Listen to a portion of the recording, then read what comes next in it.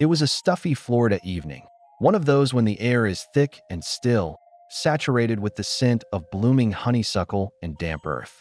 The sun had already set, but the western sky still held pinkish-purple glimmers, slowly giving way to the velvety southern night. In the McMullen house, located on a quiet street in Lakeland, life flowed at its usual pace. Mr. John McMullen was reading the newspaper in the living room, while his wife, Elaine, finished washing the dishes after dinner.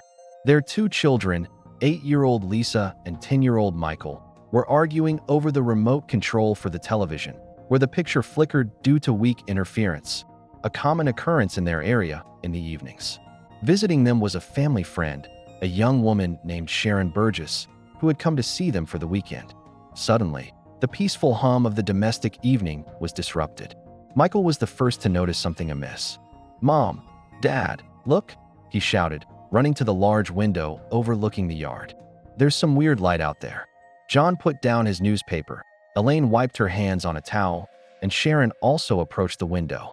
Everyone's attention was drawn to an unusual glow coming from the direction of a low, shrub-covered hill about half a kilometer from their house.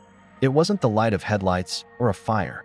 The light was steady, soft, and it was moving, slowly but surely approaching their property. "What could that be?" Elaine murmured, feeling a chill of inexplicable anxiety run down her spine.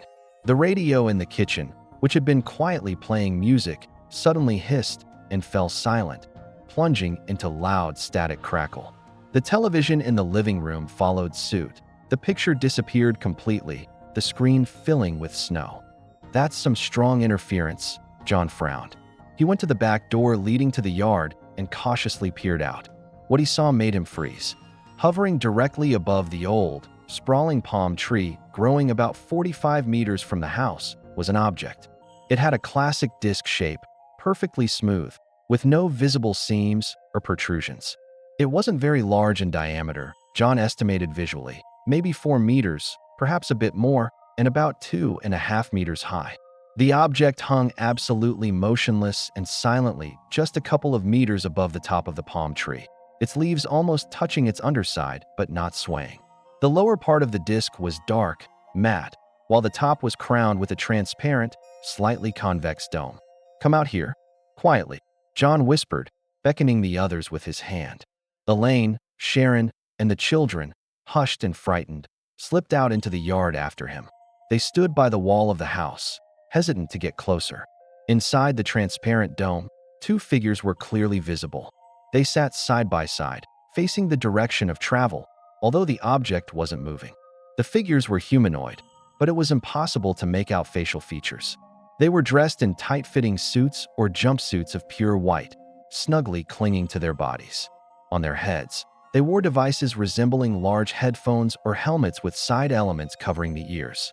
The figures were motionless, like mannequins, but their presence felt alive, observant.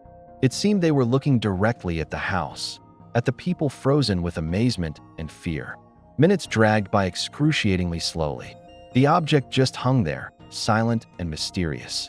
And then the McMullens and Sharon smelled it, a sharp, acrid odor, similar to ammonia. It wasn't strong, but it noticeably stung the nose and brought tears to their eyes.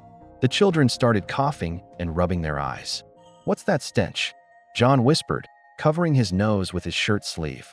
The smell was clearly coming from the direction of the object. Their dog, an old mutt named Rex, who had been sitting quietly on the porch until that moment, suddenly went into a frenzy. He whimpered, then began barking desperately, the fur on his hackles standing on end.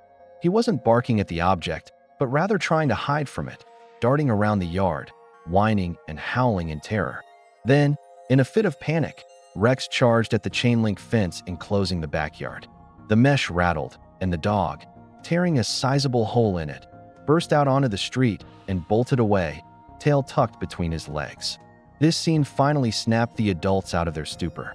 "We need to call the police," Elaine said decisively, her voice trembling. "This isn't normal. You think they'll believe us?"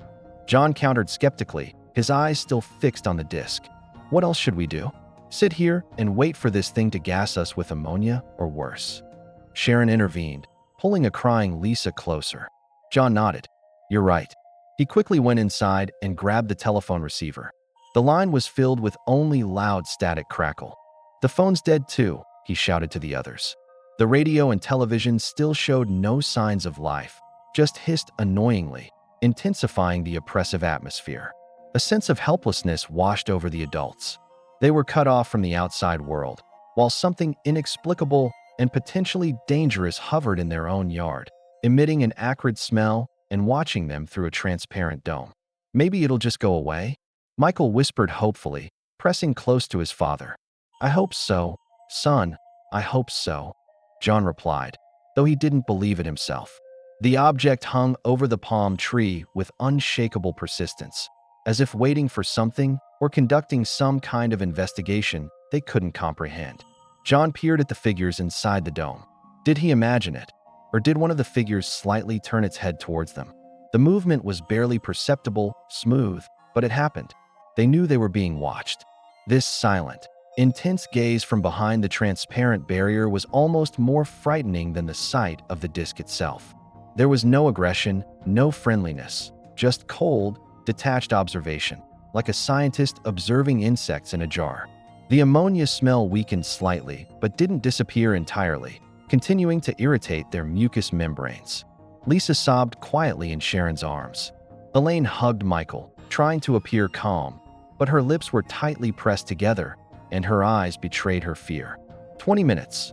That's how long, they estimated, this strange standoff lasted. 20 minutes of silence, broken only by the static crackle from the house, the child's quiet crying, and their own rapid breathing. 20 minutes under the intense gaze of two white figures in headphones from another world. And just as suddenly as it began, it started to end. Without warning, without any sound or change in the glow, the object swayed slightly, like a boat on water. Then it began to slowly, almost lazily, gain altitude vertically. It rose higher and higher, maintaining a horizontal position. The figures inside remained motionless. After ascending about 100 meters above the ground, the disc paused for a moment, then shot rapidly towards the hill from which it had appeared. The speed was incredible. In a couple of seconds, it turned into a bright dot and disappeared behind the treetops on the hill. With its disappearance, the static hissing in the house instantly ceased. The television flickered back to life, showing some evening program. Music began playing quietly from the radio in the kitchen. The silence in the yard became almost deafening, but now it was natural, not oppressive. Only the faint, yet still noticeable, smell of ammonia remained as a reminder of the recent visitor. For several moments, the McMullins and Sharon stood in silence, catching their breath and trying to process what had happened. "It's gone," Elaine breathed out. "What was that, Dad?" Michael asked again, but now his voice held more amazement than fear. "I don't know, Mike. Honestly, I don't know." John shook his head, still looking in the direction the object had sped off. The first thing they did was rush to find Rex. The dog was found quickly. He had huddled under the porch of the neighboring house, trembling all over. It took a long time to coax and calm him before he agreed to return to the yard, where the hole gaped in the fence. Only when the initial shock had somewhat subsided did John decide to try calling the police after all. This time, the phone worked normally. He dialed the number and, stammering slightly, trying to remain calm, told the desk sergeant what they had just seen. The disc, the figures in the dome, the ammonia smell, the interference, and the terrified dog. The reaction on the other end was predictably skeptical, but the officer promised to send a patrol car when one became available. About half an hour later, a police car pulled up. Two officers, one young and one older, emerged with flashlights in hand and leisurely inspected the yard. They listened to the accounts of all three adult witnesses, who tried to be as accurate as possible despite their agitation. The officers shone their flashlights on the palm tree, no traces. They examined the hole in the fence, clucking their tongues. They tried to catch a whiff of the lingering smell, but by then it had almost dissipated. They checked the radio and television. Everything worked fine. "Are you sure it wasn't a helicopter?